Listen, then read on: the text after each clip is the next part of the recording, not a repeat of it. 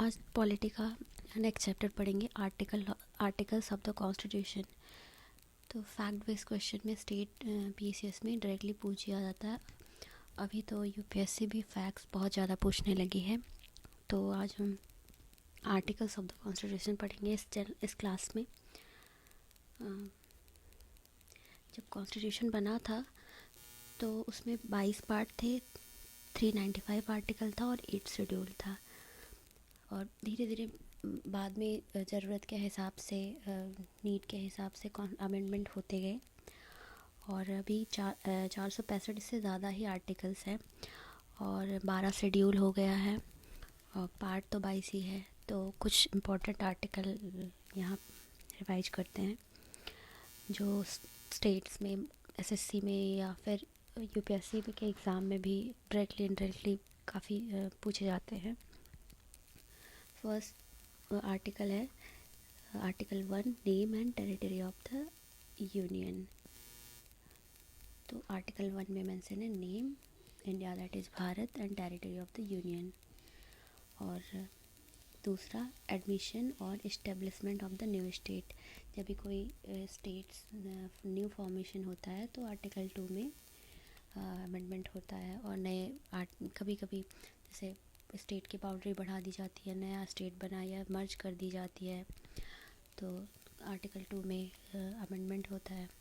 Article 3, formation of new state and alteration of areas boundary become 3।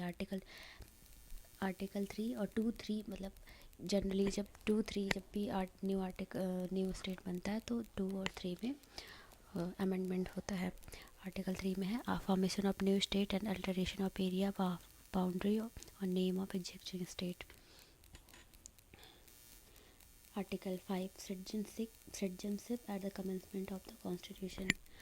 जब constitution commence हुआ था उस time मतलब सिटीजनशिप का कि कौन कौन सिटीजन होगा, तो आर्टिकल 5 में मेंशन है।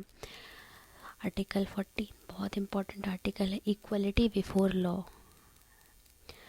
और article 15, prohibition of discrimination on the ground of religion, race, caste, sex और प्लेस ऑफ बर्थ। अनुच्छेद 15 में मेंशन है कि कोई भी किसी भी फॉर्म में, चाहे वो रिलीजन के नाम पे, कास्ट के नाम से या जेंडर मेल फीमेल, बर्थ के नाम से, किसी भी तरह से किसी के प्रति डिस्क्रिमिनेशन नहीं किया जाएगा। इसको कानून आर्टिकल कॉन्स्टिट्यूशनली बैन किया गया है। 16, equality of opportunity in matter of public employment. Equality होगी जॉब में, एम्प्लॉयमेंट में। 17 में अबोलिशन ऑफ अनटचेबिलिटी है। आर्टिकल 18 है अबोलिशन ऑफ टाइटल है। पहले होता ना था राजाधिराज, महाराजा अधिराज, तो ये सारे आर्टिकल, ये अभी टाइटल्स जो है अभी बैन है इधर कॉन्स्टिट्यूशंस में। और लाइक जैसे कब में ये जो स्टेट ऑनर में अवार्ड दिए जाते, पद्मश्री और एक बार और लाइक पद्म विभूषण, तो वो एक टाइटल नहीं है। सुप्रीम कोर्ट ने अपनी जजमेंट में बताया था कि वो टाइटल नहीं, वो ऑनरी है, लेकिन उसमें टाइटल के तौर पे कोई यूज नहीं कर सकता, वो एक स्टेट ऑनर है। Article 19, protection of certain right regarding the freedom of speech. Press freedom भी 19 में ही आता है। Article 20, protection in the respect of conviction for offence. Article 21, protection of life and personal liberty. Article 21A, right to elementary education है। Article 22, protection against arrest and detention in certain cases. Article 23, prohibition of traffic in human being and forced labour. Article 24, prohibition of employment of children in factory. Article 25, freedom of conscience and free profession, practice and propagation of religion. 26 में आता है आपकी freedom to manage religious affair. कोई भी किसी धर्म का हो, उसको अपनी धार्मिक स्वतंत्रता मैनेज करने का धार्मिक अफेयर पूरा अधिकार है। 27, freedom as a payment of taxes for promotion of any particular religion.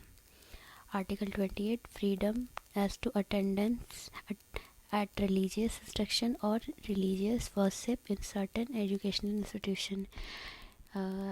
जैसे कि मिशनरी स्कूल्स होते हैं, गुरुद्वारा के स्कूल्स होते हैं और पाठशाला होती है, संस्कृत पाठशाला, तो वो है फ्रीडम टू रिलीजियस इंस्ट्रक्शन। अगर दिए आर्टिकल 28 में मेंशन है कि रिलीजियस इंस्ट्रक्शन दिए जा सकते हैं, ये उनको फ्रीडम है। 29 protection of interest of minority. Minority word जो होता है आर्टिकल 29 और 30 में मेंशन है।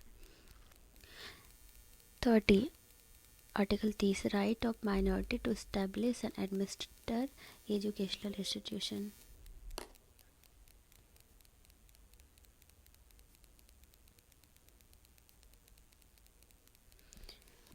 Article 32 remedy for enforcement of fundamental right and including writ. Judicial review होता है या फिर किसी भी सिटीजन का अगर फंडामेंटल राइट वायलेशन हो रहा हो या ऑर्गेनाइजेशन का, तो वो डायरेक्टली कोर्ट में जा सकता है और सुप्रीम कोर्ट को बोल सकता है कि उसके राइट्स को इन्फोर्सेबल कराया जाए, उसके वायलेशन ऑफ राइट्स को प्रोटेक्ट किया जाए, ये उसका राइट है। Article 38 state to secure a social order for promotion of welfare of the people. Article 39 certain principle of policy to be followed by state. Article 39A equal justice and free legal aid. Article 40 organization of village panchayat. Article 41 right to work, to education and public assistance in certain cases. 43 living wages or for work. Living wages का मतलब ये होता है कि मतलब जितना आप काम करो उसके हिसाब से आपको पे होनी चाहिए। Article 44 uniform civil code for the citizen. Article 45 provision for early childhood care and free compulsory education to children below the age of 6 year. Article 48 organisation of agriculture and animal husbandry. Article 48A protection and improvement of environment and safeguarding of forest and wildlife. Article 49 protection of mountain and places an object of national importance. Article 50 separation of judiciary from executive. Article 51 promotion of international peace and security. Article 51A में fundamental duties है। इसमें मैं important articles बता रही हूँ जो बहुत ज़्यादा पूछे जाते हैं। जैसे आर्टिकल 52 में प्रेसिडेंट ऑफ इंडिया है। 53 में एग्जीक्यूटिव पावर ऑफ यूनियन होता है। 54 में इलेक्शन ऑफ द प्रेसिडेंट। 55 बहुत इंपॉर्टेंट है, अक्सर पूछा जाता है स्टेट में, manner of election of president. 57 eligibility of re-election. 58 qualification for the election as a president. 60 में ओथ है प्रेसिडेंट की, शपथ जो लेता है। 61 में procedure for impeachment of the president. 63 में वाइस प्रेसिडेंट ऑफ इंडिया। और 67 में 66 में इलेक्शन ऑफ वाइस प्रेसिडेंट। 67 में रिमूवल ऑफ वाइस प्रेसिडेंट के लिए 67D में दिया है। 72 इम्पॉर्टेंट है, power of president to grant pardon and to suspend, remit और commute sentence in certain cases. President को ये पावर है कि वो किसी भी पर्सन के जो भी उसको सज़ा मिली है उसकी सज़ा को, जैसे किसी को क्या मृत्युदंड मिला है तो उसको आजीवन कारावास में बदल सकता है या उसको पूरी तरह से माफ़ कर सकता है ह्यूमन ग्राउंड पे। तो इसका ही उस प्रेसिडेंट को आर्टिकल 72 में इस राइट का मेंशन किया गया है। 74 में council of minister to aid and advise the president, मतलब एक काउंसिल ऑफ मिनिस्टर होगी वो प्रेसिडेंट को, और हेडेड बाय पीएम, वो प्रेसिडेंट को एडवाइस करती है सारे पॉलिटिकल इकोनॉमिक सारे मुद्दों पे उनको एडवाइस करती है। 75 अदर प्रोविज़न है। 75(1) होता है prime minister shall be appointed by president and other minister shall be appointed by president on the advice of prime minister. 76 में अटॉर्नी जनरल, ये बहुत इम्पोर्टेंट है, attorney general of for India 76 में mention है। 79 में कॉन्स्टिट्यूशन ऑफ पार्लियामेंट, 80 में composition of council of state है, 81 में composition of house of the people है। हाउस काउंसिल ऑफ स्टेट मतलब राज्यसभा और हाउस ऑफ द पीपल मतलब लोकसभा। और इसके बाद इम्पॉर्टेंट है 93 speaker and deputy speaker of the house of the people. 100 important है 100 में voting in the house, power of house to act notwithstanding vacancy and quorum. तो voting ये 100 में इम्पोर्टेंट है। 108 में जॉइंट सीटिंग होता है both the house in certain cases. 109 में special respect of money bill है। 110 में डेफिनेशन ऑफ मनी बिल दिया है। 112 में एनुअल फाइनेंशियल स्टेटमेंट दिया है। 114 में अप्रोप्रिएशन बिल है और 116 में वोट ऑन अकाउंट है। 117 में special provision as a financial bill होता है। 123 में power of president to promulgate ordinance, जो प्रेसिडेंट ऑर्डिनेंस प्रमलगेट करता है उसका पावर उसको 123 में दिया गया कि अगर जैसे कोई एक हाउस लोकसभा राज्यसभा में कोई एक हाउस रिसेस में हो या दोनों हाउस रिसेस में हो, जैसे पार्लियामेंट सेशन नहीं चल रहा है उस टाइम प्रेसिडेंट किसी भी इम्पोर्टेंट मुद्दे पे वो ऑर्डिनेंस प्रमलगेट कर सकता है, ऑर्डिनेंस लाके उसको किसी भी मुद्दे पे किसी भी सब्जेक्ट पे वो एक्ट बना सकता है। और उसके बाद जब सारा सेशन स्टार्ट होता है तो उसको पास कराना इम्पोर्टेंट होता है। उसमें होता है 6 वीक टू 6 मंथ, इतना मैक्सिमम, इतने में ही इस टाइम ड्यूरेशन में बिल को पास कराना इम्पोर्टेंट है, नहीं तो वो लैप्स कर जाता है। 124 establishments and constitution of supreme court है। 129 supreme court to be court of record है। 137 में रिव्यू ऑफ जजमेंट और ऑर्डर बाय सुप्रीम कोर्ट। 143 में power of president to consult supreme court. 148 में कैग है।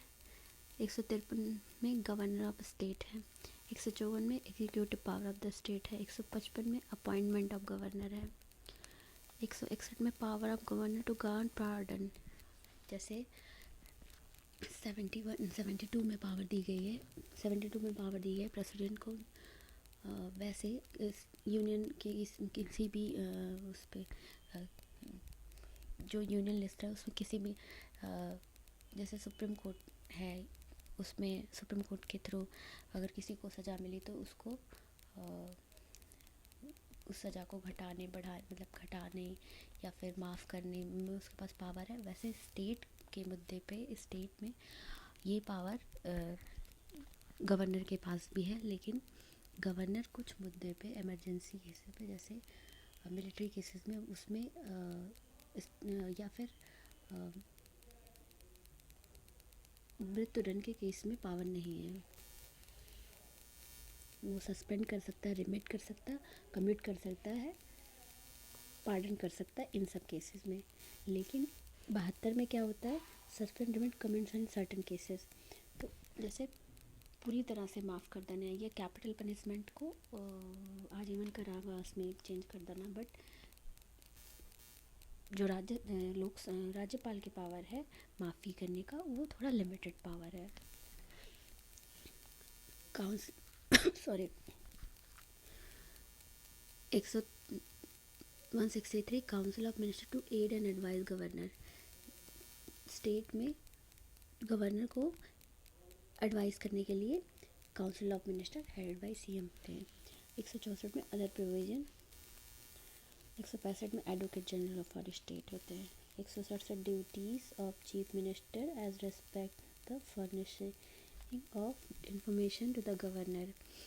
169 की काफ़ी इंपॉर्टेंट है, स्टेट में बहुत पूछा जाता है। Abolition and creation of legislative council, Vidhan Parishad को बनाने और ख़त्म करने का 169 में मेंशन है। और 200 में असेंट टू द बिल। 201 में bill reserve for the consideration of president. 201 में इसके तहत क्या होता है कि गवर्नर अगर किसी भी उसको ज़रूरी लगेगा तो कोई भी बिल जो स्टेट विधानसभा से स्टेट गवर्नमेंट से पास होती है उसको रिजर्व कर सकता है for the further consideration of president. तो उस केसेस में गवर्नर के पास कोई राइट नहीं होता है, क्योंकि वो जब कंस्टिट्यूशन प्रेसिडेंट की होगी तो प्रेसिडेंट डिसाइड करेगा। 213 power of governor to promulgate ordinance during the recess of legislature. Ordinance की पावर स्टेट में 213 में मेंशन है। 214 में high court for the state, और 15 में high court to be court of record. 216 में कॉन्स्टिट्यूशन ऑफ हाई कोर्ट, और यहाँ पे 226 power of high court to issue writ. High court के पास रिट इशू 226 में मेंशन है।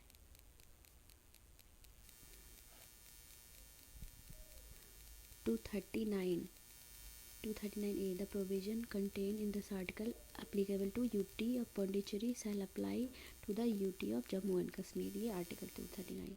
और 239 A special provision respect to Delhi 239 A. और इसके बाद 241 high court for UTs, Delhi high court है। 243 ए ग्राम सभा है। 243 B constitution of panchayat. 243 H power to impose tax by and fund of the panchayat. इसमें सबसे ज़्यादा इम्पोर्टेंट होता है के 243 K election to the panchayat, and I 243 I उसमें फाइनेंस का प्रोविज़न है। 243 Z audit of account of municipality, और Z A election to the municipality, और Z D committee for the district planning. उसके बाद है 243 Z I incorporation of cooperative society. 249 power of parliament to legislate with respect to matter in state led in national interest 249 में। और 253 में है legislation for giving effect to international agreement. ये बहुत important है, उससे पूछता है 249 ये पावर पर, मतलब स्टेट के इस लिस्ट के किसी भी सब्जेक्ट पे पार्लियामेंट, यूनियन पार्लियामेंट लॉ बना सकती है इन द जो भी इंटरनेशनल इंटरेस्ट में वो लॉ बना सकती है। तो ऐसे लॉज की जो टाइम ड्यूरेशन होता है 1 साल होता है, 1 ईयर होता है। 262 adjudication of dispute relating to water of international inter state river water. जो इंटर स्टेट रिवर के इशूज़ है 232 से डिस्कस किए जाते हैं।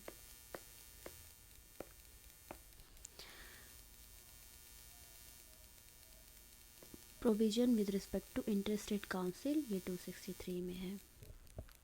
सरकरिया कमेटी की रिपोर्ट में इंटर स्टेट काउंसिल बना है।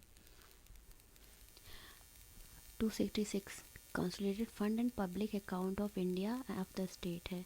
266 कंटीजेंसी फंड है। और 280 फाइनेंशियल कमीशन है। 300% not to deprive of property save by authority of law. पहले right to property fundamental right हुआ करती थी, बट अमेंडमेंट के बाद उसको लीगल राइट बना दिया गया है।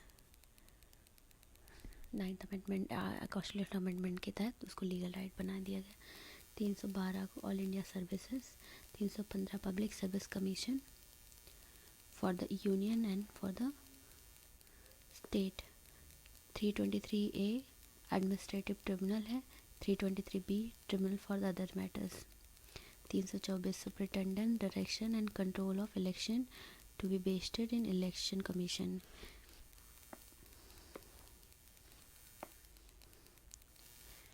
326 election to the Lok Sabha and to the legislative assembly of the state to be basis of adult suffrage. 326 right to vote जो होता है। 330 reservation of seat for schedule caste and schedule tribe in the house of the people. जो लोकसभा में reservation होता है SC और ST के seat के लिए, वो 330 में मैंने, ये बहुत इंपॉर्टेंट है, काफ़ी पूछा जाता है। और ये 331 हट गया क्योंकि एंग्लो इंडियन वाला constitution repeal by 104 constitution amendment के तहत इसको रिपील कर दिया गया। अब ऐसे ही सेम 332 में लिखा गया, जो विधानसभा होती है उसमें जो सीट होता है reservation of seat for the schedule caste and schedule tribe in legislative assembly of the state. 333 representation of Anglo, ये डिलीट कर दिया गया 104 कॉन्स्टिट्यूशन अमेंडमेंट के। 338 national commission for schedule caste, 338 A national commission for schedule tribe, 338 B national commission for backward class, और 343 official language for the union, और 344 commission and committee of parliament on official language, 350 A facility for the instruction in mother tongue at primary stage, 350 B special officer for linguistic minorities, 351 directive for the development of Hindi language, 352 proclamation of emergency industrial emergency, ये भी बहुत important है, 356 provision in case of failure of constitutional machinery in state emergency, 356 president rule लगता है, 358 suspension for the provision of article 19 during emergency, 359 suspension for the enforcement of the fundamental right during emergency, 360 provision as to financial emergency, 365 effect of failure to comply with और give effect to direction given by the union, अगर union direction देता है, directive देता है state को, और अगर state उस डायरेक्टिव को फॉलो नहीं कर पाता है, फेल होता है कंप्लाई करने में, तो प्रेसिडेंट आर्टिकल 365 के तहत लगता है, 368 power of parliament to amend the constitution and procedure therefor, और ये 370 special privilege to state of Maharashtra and Gujarat, इसमें बहुत सारे आर्टिकल हैं, 371 A B C D E ऐसे करके हैं, उसमें स्पेशल प्रोविज़न है गुजरात के लिए, आंध्रा के लिए, ट्राइबल एरियाज़ के लिए, नागालैंड के लिए, असम के लिए, और सारे स्टेट के लिए। और शेड्यूल पढ़ते हैं। Constitution of India at the time of adoption 8 schedule हुआ करते थे, अभी 12 शेड्यूल हैं। फर्स्ट शेड्यूल में क्या है, स्टेट, एंड ये भी बहुत इंपॉर्टेंट है, स्टेट में पूछे जाते हैं, यूपीएससी में भी आते हैं।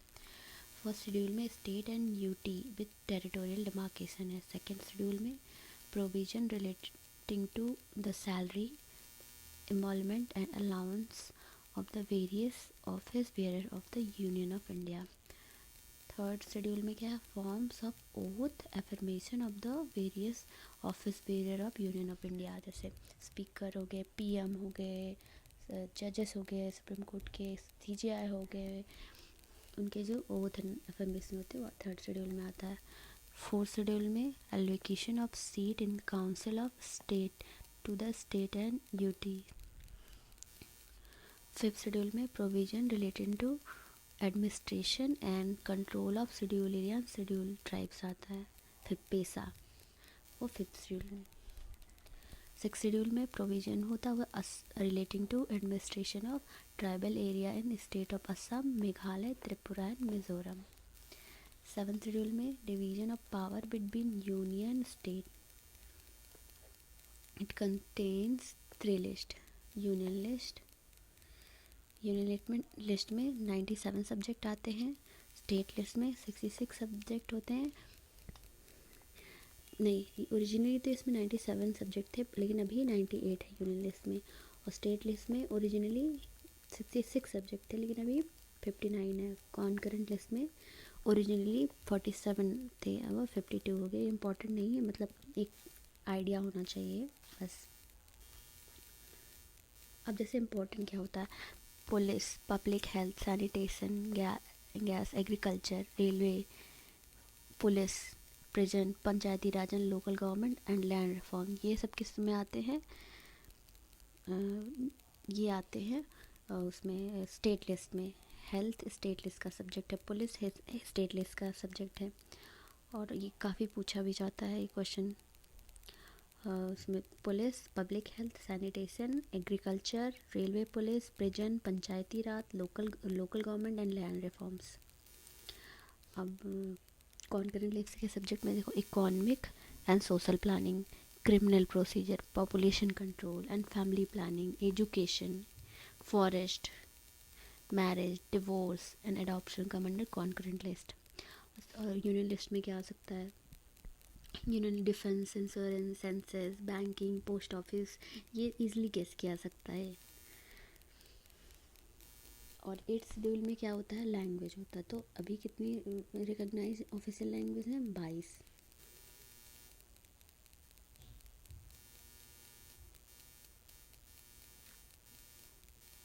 और 8th शेड्यूल में 9th शेड्यूल में validation of certain act and regulation, जैसे फर्स्ट अमेंडमेंट एक्ट। तो 9th शेड्यूल में जैसे लैंड रिफॉर्म हुए थे फर्स्ट, उसको validation of certain act.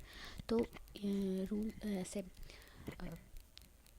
Constitutionally ये मैंडेट था कि 9th शेड्यूल में कोई भी जो सब्जेक्ट अगर डाल दिया जाए तो उसको जुडिशियल रिव्यू से परे होता था। बट सुप्रीम कोर्ट ने बोला है कि 9th शेड्यूल जुडिशियल रिव्यू से परे नहीं है, इसमें भी जो भी सब्जेक्ट डाला जाएगा जुडिशियल रिव्यू कर सकते हैं। 10th शेड्यूल में क्या है, 52nd कॉन्स्टिट्यूशनल अमेंडमेंट 1985 के तहत 10th शेड्यूल डाला गया था। इसमें एंटी डिफेक्शन लॉ है। आगे पढ़ेंगे, एक्सप्लेन करेंगे इसको। 11th शेड्यूल में क्या है, specifies the power, authority and responsibility of panchayat. It has 29 subject. It was added by 73 amendment act 1992। 12th schedule में क्या है, specify the power, authority and responsibility of municipality. इसमें 18 सब्जेक्ट है और ये added by the 74 amendment act 1992। और ये part है, तो पार्ट जनरली नहीं पूछता, बट एक दो क्वेश्चंस आ जाते हैं पार्ट से। एक में as it is union and territory है। पार्ट 2 में सिटीजनशिप है। ये एक क्रम है, तो आप गैस भी कर सकते हो। 3 में फंडामेंटल राइट है। 4th में DPSP है। 4th में फंडामेंटल ड्यूटी है। 5 में यूनियन है। 6 में स्टेट गवर्नमेंट है। 8 में यूटी है। 9th में पंचायत है। 9A में म्यूनसिपाल्टी है। 9B में कोऑपरेटिव सोसाइटी है। 10th में ट्राइबल एरियाज़ है। 11th relationship between union and state है। 12th में finance, property and contract and suits. 13 में trade, commerce and intercourse with territory of India. 14 में services under union and state. ये question एक बार पूछा गया था स्टेट में। 14A ट्रिब्यूनल आया है। 15 इलेक्शन है। 16 special provision related to certain classes. 17 में ऑफिशियल लैंग्वेज है ये, और 18 दोनों इम्पॉर्टेंट हैं। 17 में ऑफिशियल लैंग्वेज है, 18 में इमरजेंसी प्रोविजन है।